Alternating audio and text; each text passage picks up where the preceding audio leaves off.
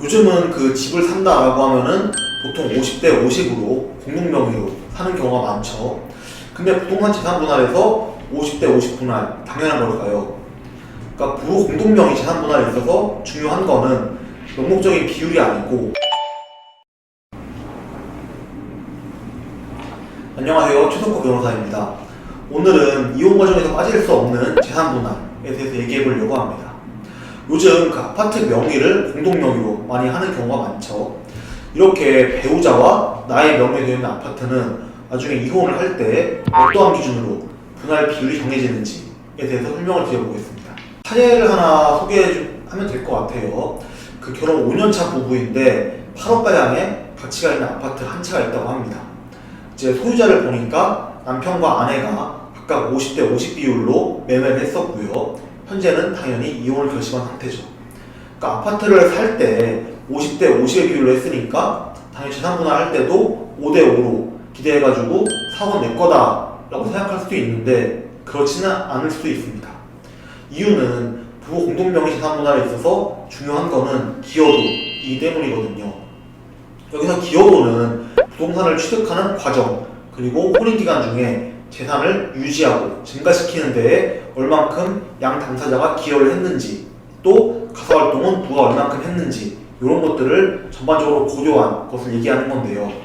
그러니까 이렇게 보면은 쉬울 것 같지만은 따져봐야 할 내용들이 정말 많은 사안이고, 그렇기 때문에 실제 소송에 있어서도 기여부는 복잡한 절차를 통해서 확인이 됩니다. 그러니까 통상적인 경우 맞벌이일 때는 보통 5대5, 그리고 전업주부로서 가사만 전담한 경우라고 하더라도 35에서 50% 정도의 기여도가 인정된다고 하는데, 역시 재판에서 밝혀지는 구체적인 사안에 따라서 기여도가 정해지기 때문에 단순하게 어떠한 경우에는 몇 프로라고 예측할 수는 없다고 생각이 됩니다. 그리고 또 부부 공동명의 재산을 분할할 때 이런 경우도 있습니다. 그러니까 공동명의 아파트에서 내가 명의를 포기할 테니까 아파트 시세의 반을 현금으로 정산해달라. 이런 경우에는 또 아파트 시세 기준을 잡는 게 문제가 생기겠죠. 그러니까 당연히 이제 명의를 포기하는 입장에서는 부동산 가치가 갈수록 올라갈 테니까 더 높게 기준을 잡으려고 할 거고요. 명의를 유지하려는 입장에서는 되도록이면 현금을 적게 줘야 될 테니까 지금이 가장 고점이다. 갈수록 시세는 떨어질 것이다. 라는 입장을 유지하겠죠.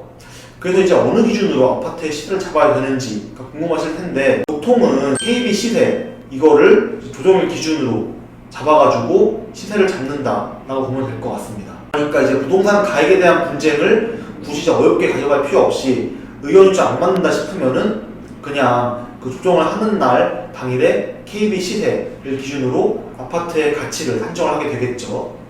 또 누구 하나도 아파트의 명의를 포기하지 않으려고 한다. 그런 경우라고 한다면은 그때는 법원이 누군가한테 단독명의로 지정을 해야 되겠구나라고 말이죠. 근데 단독명의자를 지정하는 그 기준 어떻게 될까요? 명의자를 정할 때에는 처음 부동산을 구매할 때 들어간 자금의 비율을 좀 중요하게 볼 것 같습니다. 왜냐하면은 아파트를 살 때 자금을 많이 투자한 사람이 결국에는 대출을 받을 때 주채무자인 경우가 많거든요. 그러니까 대출을 받을 때 자금 비율이 높은 사람을 주 채무자로 보는 경우도 많고, 이제 그러한 경우가 많기 때문에 단독 명의 또한 주채무자에게 지정을 하는 것이 옳다라고 판단을 하는 경우가 많다라고 생각이 됩니다. 그러니까 오늘은 부동산 공동명의에 대해서 재산 분할이 이루어질 경우에 어떻게 하는지에 대해서 설명을 드려봤습니다.